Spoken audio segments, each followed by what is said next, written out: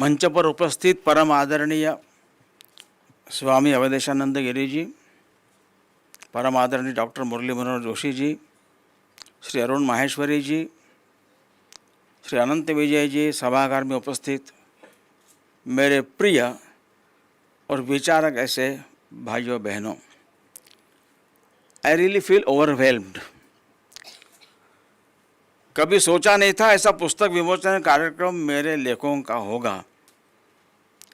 सारे घटनाक्रम देखता हूँ तो एक डिवाइन डिज़ाइन दिखती है।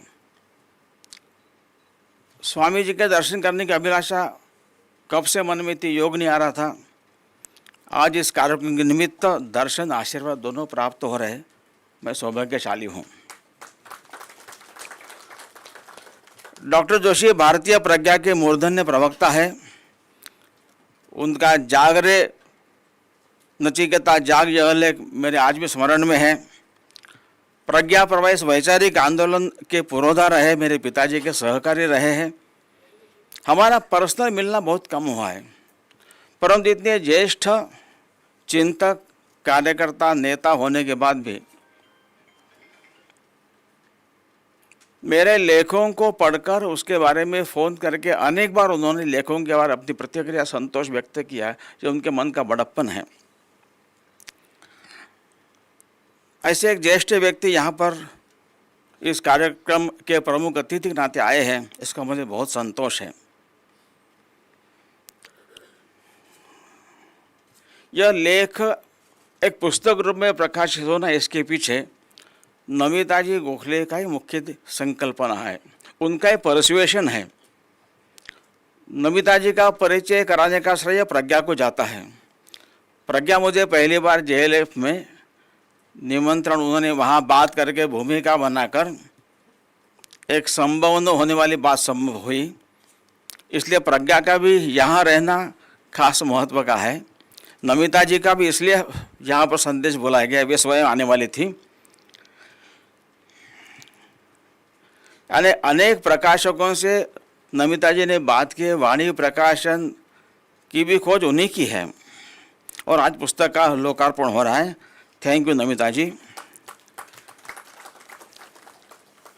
वैसे मेरे लेख थोड़े लंबे होते क्योंकि मैं लेखक नहीं हूँ, और प्रिंट मीडिया में 1200-1300 वर्ड में ही लेख लिखने होते, मेरे थोड़े 2000 के होते हैं, तो बड़ी कठिनाई होती थी। परंतु अद्वैता कलाकरण संडे गार्डियन से परिचय हुआ, और मेरे लेख 2200 शब्दों के भी पूरे के पूरे वे छापते थे। इसलिए तो MD नलपत जी का भी इसमें मुझ में से लेखक बनाने में उनका भी योगदान है, इसलिए उनका भी मैं धन्यवाद देता हूँ। जैसा पहले कहा कि मैं लेखक नहीं हूँ, तो मुझे लेखक किसने बनाया? एक घटना ने बनाया। इस पुस्तक में 34 आर्टिकल्स है, उसमें से 29 आर्टिकल्स 2018, 19, 20, 21 के हैं। 9 2018 के केवल 7 महीने में लिखे हुए हैं। उसके पहले केवल 2 आर्टिकल्स है जो ऑन डिमांड लिखे गए थे, 2010 में, 2016 में।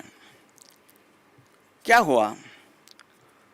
तो जून 2018 में नागपुर के संघ शिक्षा वर्ग के समापन में पूर्व राष्ट्रपति डॉक्टर प्रणब मुखर्जी को आमंत्रित किया था, वे आने वाले थे।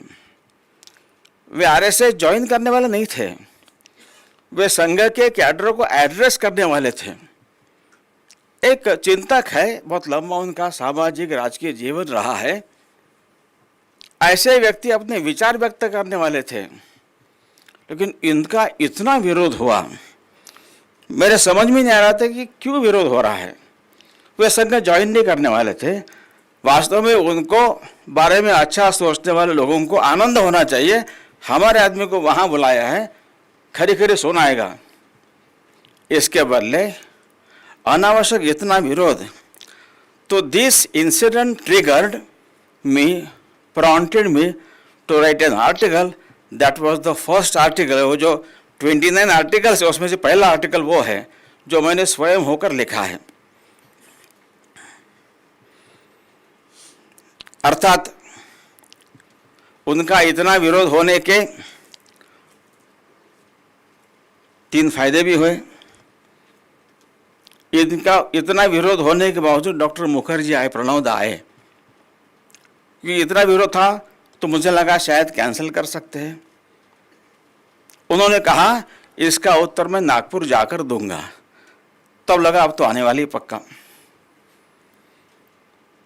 इस कारण ये जो लिबरल कहने वाले जमात की जो नॉन लिबरल एटीट्यूड है वो एक्सपोज हुआ सारे भारत के लोगों के सामने। दूसरा फायदा हुआ, तो ये वैसे एनुअल प्रोग्राम होता है संघ का, और किसी बाहर के ऐसे सज्जन व्यक्ति, अच्छे व्यक्ति को बुलाते हैं। जैसे अभी विजयादशमी में शंकर महादेवन जी आए थे। ये संघ की परंपरा है। लेकिन इतना विरोध होने के कारण सारा मीडिया वहाँ था और सभी लोगों ने लाइव दिखाया, तो देश दुनिया के करोड़ों लोग उसको प्रत्यक्ष देख सके, ये फायदा ही हुआ है। और संघ की वेबसाइट पर जॉइन आरएसएस नाम का प्रावधान है। जिनको संघ से जुड़ने की इच्छा है, किसको मिलना, किससे बात करना पता नहीं है, they send the request on the website in the name of join RSS. ये प्रोग्राम 7 जून 2018 को था। 1 से 6 जून तक रोज डेली एवरेज 378 रिक्वेस्ट आती थी। लेकिन 7 जून को नंबर ऑफ रिक्वेस्ट वॉज 1779 एक दिन में। ये भी फायदा हुआ। तो विरोध करने का भी फायदा होता है, इसलिए उनका भी मैं धन्यवाद करता हूं। वैसे संघ को बाहर से समझना थोड़ा कठिन है कि संघ जैसा कार्य संगठन दुनिया में कहीं नहीं है। लेकिन संघ के नजदीक आकर संघ में प्रवेश करने के बाद संघ को समझना वास्तव में बहुत आसान है। तो कैसे संघ के बारे में धारणा गलत थी, प्रत्यक्ष मिलने के बाद कैसे बदल हुआ, ऐसे अनेक घटनाओं का उल्लेख यहाँ पर इस पुस्तक में किया गया है। इस पुस्तक का शीर्षक ही बताता है, वी यानी भारत को दुनिया को देखने की भारत की दृष्टि बाकी दुनिया से अलग है। हम तो दुनिया को एक ही मानते हैं, जोड़ा मानते हैं। हम 2 भाग नहीं करते हैं। रमण महर्षि जी को पूछा गया, how should we treat others? उन्होंने कहा, देर आर नो अदर्स। ये भारत का दृष्टिकोण है। इसलिए अदराइजेशन ये भारत का विचार नहीं है। भारत तो वसुधैव कुटुंबकम को मानने वाला है। लेकिन जिनका विचार भौतिकता पर आधारित है, जिनका मूल सेमेटिक चिंतन से आया हुआ है, उनकी दुनिया को देखने की दृष्टि अलग है। वो दुनिया को कैसे देखते हैं और भारत कैसे देखता है, इसमें अंतर है। अब भारत ऐसा क्यों सोचता है, इसका जो भारत का यूनिकनेस है, जो सदियों से लोग यहाँ पर जी रहे हैं, बाकी दुनिया अनुभव कर रही है, वह भारत की जीवन दृष्टि जिसका आधार आध्यात्मिक है, स्पिरिचुअलिटी बेस्ड है, इसलिए वो होलिस्टिक है, इसलिए वो इंटीग्रल है। It's is the entire creation connected, इसलिए वसुधैव कुटुंबकम है।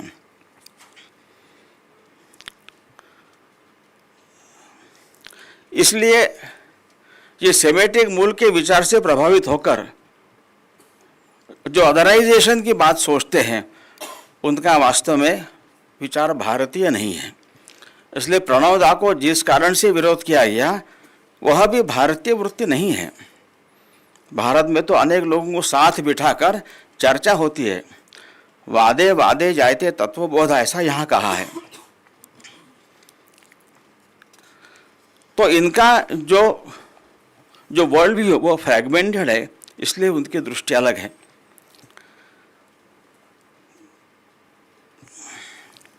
धीरे धीरे हम और बाकी यहाँ से शुरुआत होती है, फिर धीरे धीरे हम या बाकी, वी और अदर, आइदर वी और अदर, यहाँ तक बात आती है आगे। और फिर हम ही और कोई नहीं, ये बात भी आती है। मैं ही, नो अदर, यहाँ से फैनेटिज्म शुरू होता है। तो प्रणव दा को विरोध करने वाले लोग इस फैनेटिज्म के कारण नहीं बुला सकते आप। अब ये इतना श्रेष्ठ ज्येष्ठ व्यक्ति कहाँ जाना स्वयं तय कर सकता है कि नहीं? तो संघ को समझना है तो सही में भारत को समझना आवश्यक है। तो भारत के जो विशेषता है, भारत की चिंतन की 3-4 बातें केवल मैं कहूँगा, बाकी काफ़ी ज्येष्ठ विद्वान लोगों को हमको सुनना है। तो ईशावासी उपनिषद का 5वां जो श्लोक है वो परस्पर विरोधी बातें भी एक साथ रह सकती है, इस बात को मान्यता देता है। आत्म तत्व कैसा उसका वर्णन करते हैं, तदे जति तन्ने जति, वो हिलता है वो नहीं हिलता है। तद दूरे तद्वंतिके, वह दूर है एकदम पास में भी है। तदंतरस्य सर्वस्य तदो सर्वस्यास्य बाह्यतः, वह सबके भीतर है सबके बाहर भी है, दोनों एक साथ सही है। ये जिसने जान लिया वो भारत को समझ सकता है आसानी से और संघ को भी समझ सकता है। दूसरे भारत की विशेषता ऐसी है, जो मेरी समझ ऐसी है कि भौतिक समृद्धि, भौतिक जीवन सुखपूर्वक पार होने के लिए जो भी ज्ञान हम प्राप्त करते हैं, मैंने केमिस्ट्री PhD का, कोई आर्किटेक्ट है, कोई चार्टर्ड अकाउंटेंट है, कोई डॉक्टर है, तो इन सबको उपनिषद ने अविद्या कहा है, pertaining to the worldly affairs. और जो अध्यात्म विद्या है, जो मोक्ष का मार्ग दिखाती है, वह विद्या है। इसलिए ईशावास्य उपनिषद का एक श्लोक है, अंधम तमः प्रविशन्ति ये अविद्याम उपासते। भारत ने माना है किसी एक को लेना यह सही नहीं है। जो केवल अविद्या की उपासना करते वे अंधकार में प्रवेश करते, ऐसा कहा है। आगे की पंक्ति है, ततो भूय इवते तमो य विद्यायाम रताः। जो केवल विद्या की साधना करते हैं वह और गहरे अंधकार में जाते, ऐसा कहा है। और 11वां श्लोक है, विद्यां च अविद्यां च यस्तद् उभयं वेदः अविद्यया मृत्युम तीर्थवा विद्यया अमृतम अश्नुते। विद्या अविद्या दोनों को जिसने एक साथ जान लिया है तो अविद्या के आधार पर भौतिक जगत को सुखपूर्वक पार करेंगे और विद्या के आधार पर अमरत्व की प्राप्ति करेंगे। इसलिए भारत को लोग व्यापार करने के लिए दुनिया भर में गए हैं।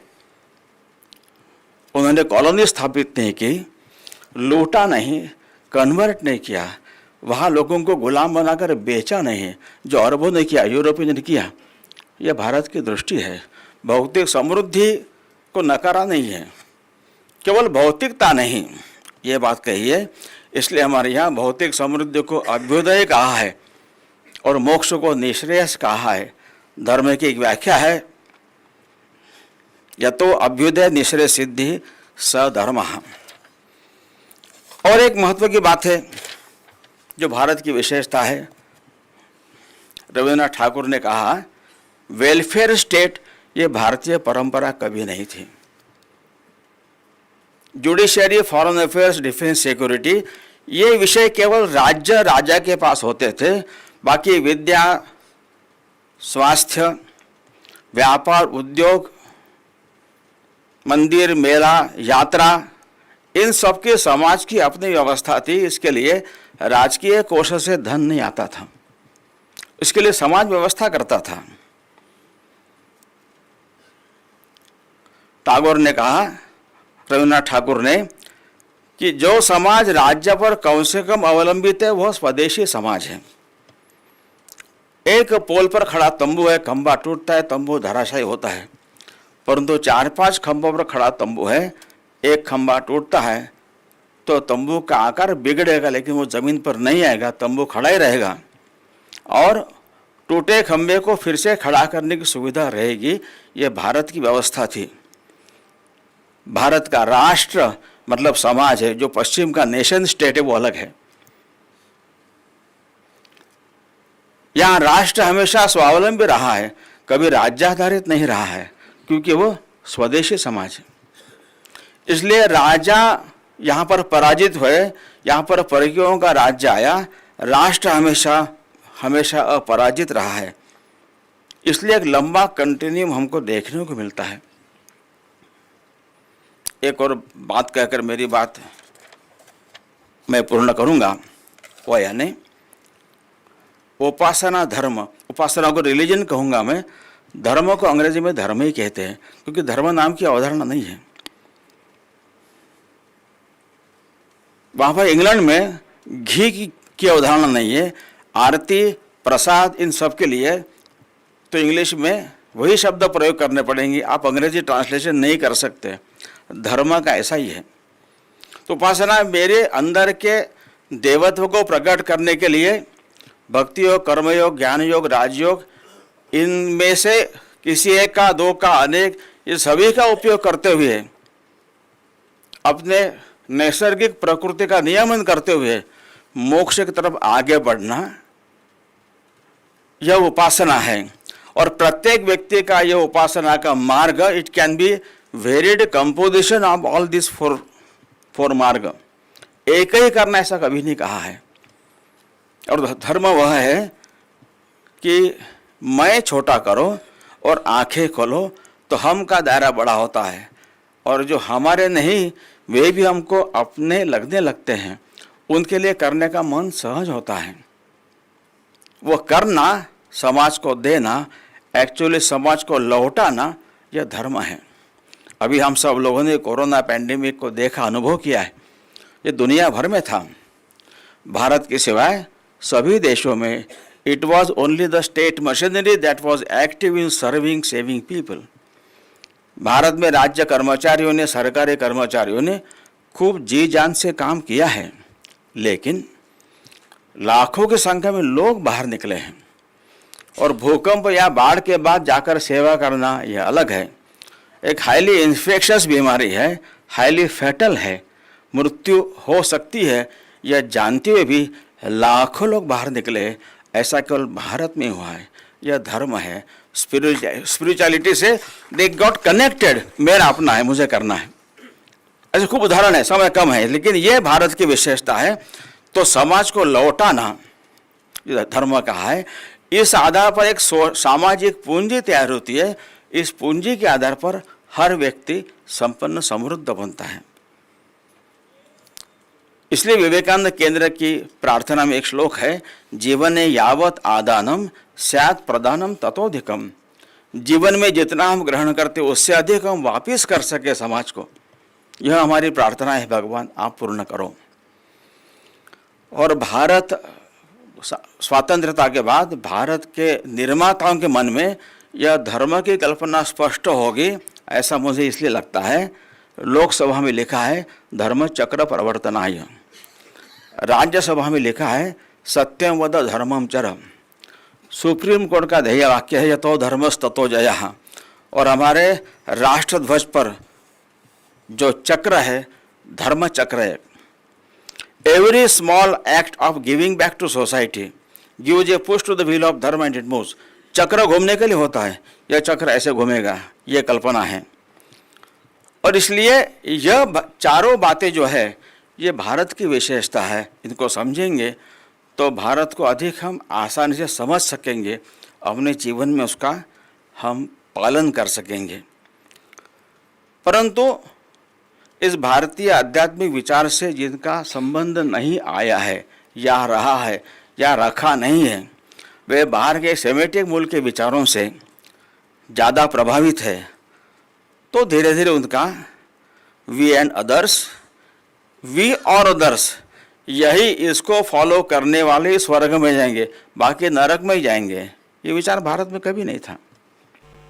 और धीरे धीरे तो फिर मी ओनली नो अदर्स, यहाँ तक बातें आई। यहाँ से फैनेटिज्म शुरू होता है। और भारत में जो नॉन लिबरल, नॉन ओपन और इंटॉलरेंट लोग हैं, उनका विचार और आचरण वास्तव में भारतीय नहीं है। उन्हें भारत को समझना होगा, भारतीय बनना होगा। रविन्द्रनाथ ठाकुर ने अपने स्वदेशी समाज में यह एक अच्छी बात कही, दो बातें कोट करूंगा मैं। एक, उन्होंने कहा अनेकता में एकता देखना और विविधता में ऐक्य प्रस्थापित करना, यही भारत का अंतर्निहित धर्म है। भारत विविधता को भेद नहीं मानता, पराये को दुश्मन नहीं समझता। इसलिए नए मानव समूह के संघात से हम भयभीत नहीं होंगे। उनकी विशेषताओं को पहचान कर उनको प्रिजर्व करते हुए विदाउट डिस्ट्रॉइंग देम, एक विशाल व्यवस्था में उनको साथ लेने की विलक्षण क्षमता भारत रखता है। आगे वो कहते हैं कि इसलिए भारत में हिंदू, मुसलमान, बुद्ध, ईसाई परस्पर लड़ते हुए देखेंगे, पर वे परस्पर लड़कर मर नहीं जाएंगे। वे एक सामंजस्य स्थापित करेंगे। यह सामंजस्य अहिंदू नहीं होगा, वह होगा विशेष भाव से हिंदू। ये जो भारत की सारी पहचान है, इसका नाम हिंदुत्व है। और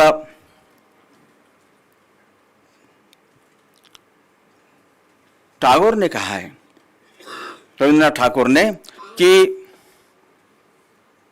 हमें सबसे पहले हम जो है वह बनना पड़ेगा, कॉन्शियसली, कंप्लीटली, एक्टिवली, यह बनना आवश्यक है। तो भारत के भारतीयों को भारतीय बनने के लिए इस भारत की आत्मा की पहचान होना, समझना, अपने जीवन में लाने का प्रयत्न करना आवश्यक है। एक एरिक फ्रॉम नाम के लेखक की पुस्तक है to have and to be. एक सुंदर कल्पना उन्होंने रखी है कि एक युवती 22 साल की आयु होती है, शादी होती है, माँ बनती है, एक बालक को जन्म देती है। She is a mother, nobody can deny. लेकिन वो कहते हैं माँ बनना एक बहुत लंबी साधना होती है, इसकी शुरू हुई है, उसको माँ बनना है। She is a mother and she has to be a mother. उसी तरह हम भारतीय हैं। ऐसे भारतीय बनने की प्रक्रिया अपनी जितनी रहेगी, उसमें भारत का जो शाश्वत विचार जो है, यह विचार अपने व्यक्तिगत, पारिवारिक, सामाजिक, व्यावसायिक जीवन में सहज प्रस्फुटित होगा। तो भारत अपनी सांस्कृतिक, आध्यात्मिक पहचान लेकर एक ऊंचाई का जो जीवन भारत का रहा, ऐसा भारत का जीवन सारी दुनिया देख सकेगी। दुनिया वास्तव में ऐसे भारत को जानती है, ऐसे भारत को चाहती है, लेकिन भारत इस भारत को पहचानने से नकार कर रहा है। नकारने वाले लोग अपने आप को बड़े इंटेलेक्चुअल, लिबरल ऐसे कहने लगते हैं। इसलिए यह एक बड़ा एक चर्निंग आवश्यक है। और भारत की इस आध्यात्मिक पहचान लेकर, हमारा मजहब, रिलीजन कोई भी हो, भारत में जन्मा हुआ सब इस वैचारिक इस चिंतन का वारिस है। इसलिए इसको अपना मानकर यह करने का प्रयास हम करेंगे।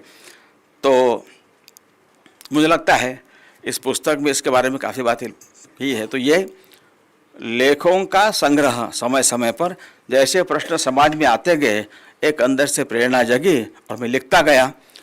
बाकी लोग उसको थोड़ा ठीक ठाक भी करते रहे, सारा मेरा ही ऐसा नहीं है। और आज यह पुस्तक के रूप में प्रकाशित हो रहा है, इसका प्रकाशन होने जा रहा है। तो इसके लिए मैं बहुत आनंद की भावना व्यक्त करता हूँ और आगे की कार्यवाही करने के लिए आनंद जी को यहाँ बुलाता हूँ।